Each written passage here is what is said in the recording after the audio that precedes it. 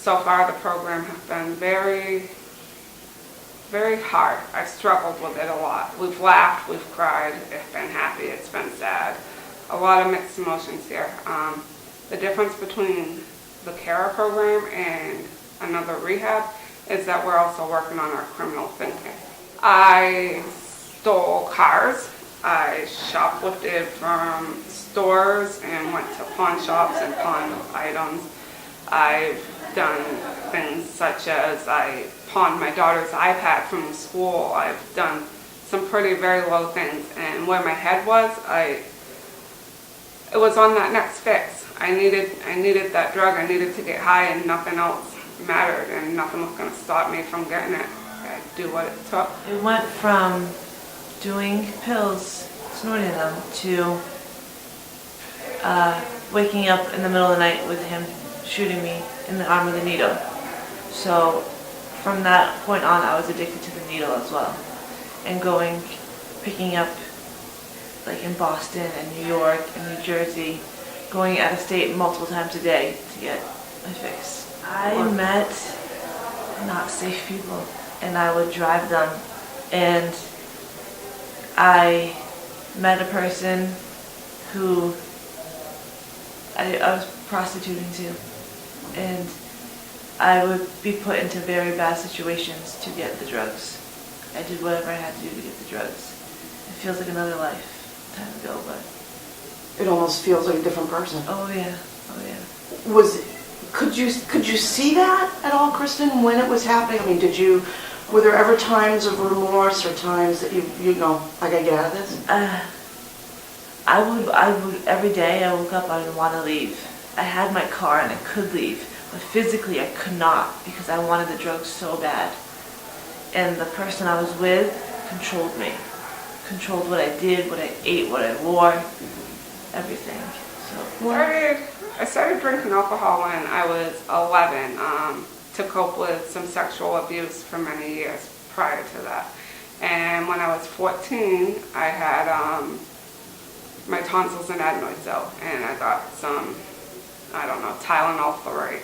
And I liked the way it made me feel, and I never stopped after that. I went from one drug to another, and when that one drug decided to cause problems in my life, I just switched to another drug, because it was, after all, the drug's fault, not mine. I wasn't the problem, the drug was.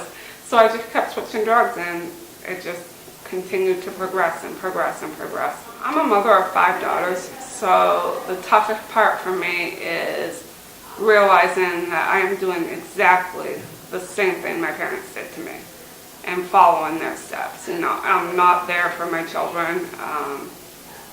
Out of the year 2013, I was gone probably 8 of the 12 months. And my youngest is 5 and my oldest is 14. And both ages are very crucial. 5, she's just starting school, and 14, she's starting to get into boys. She's starting to discover drugs. You know, all those things that you need to be there as a mom to, say, okay, I'm not ready for this. You don't want to live this life. I want you to learn from my mistakes. I don't want you to repeat what I did, and I don't have that opportunity right now. And my biggest goal is to be present for their lives, to help them through each and every day of the rest of their life.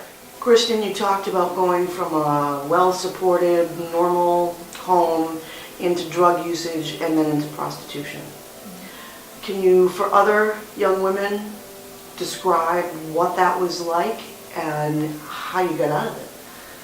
oh man, first thought it was awesome. You got so much money, guys wanted you got awesome clothes, you got drugs whenever you wanted, but then it turned into a nightmare. Some days you just don't feel like it, but you are forced to do it. I was forced to do things that I didn't want to do, forced to be with people that I didn't want to be with. The way I got out, I got caught with drugs. And it was a blessing for me now to look back on it, because if I didn't, I would have still been in that same path. Mm-hmm. And it's crazy to say that I'm blessed that I got caught with an ounce of crack. Like, that's crazy for me to say, but it's so true. The cooking, I love to cook. I want to open my own restaurant someday. What do you think, you mentioned that, your journey into drugs was pretty much trying to cope and then getting obviously hooked up with the wrong people. What are you coping with? A lot of depression and trauma growing up as a kid. And just a lot of I don't have self-confidence, so drugs made me feel like I have self-confidence and self-worth.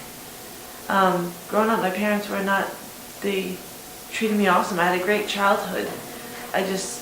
With them, but outside of them, stuff happened, and I didn't know how to deal, I didn't know how to share. It's hard for me to share. People would not believe that what the things I've been through, but there is another side, and you're going to have to do some things that are uncomfortable, that you're not used to, but it's going to feel better in the end. And just ask for help. That's the best thing I can say, is ask for help. Nobody can force you to do it. You need to change yourself. I was brought up in a childhood with my mom as an addict. My dad was an alcoholic.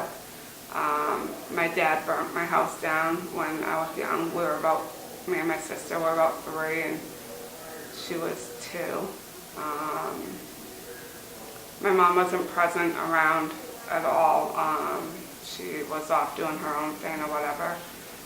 We were raised pretty much by my grandmother up in the country after we moved out of Sagamore.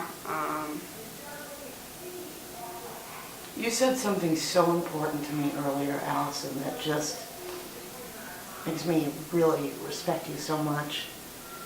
I want to break the cycle for my kids. I definitely do. I don't want them to live the life I lived. I don't want them to grow up thinking this is normal behavior and that it's okay to do this. I don't want them to think that jail is the place that people should spend most of their lives. And drugs are not the answer.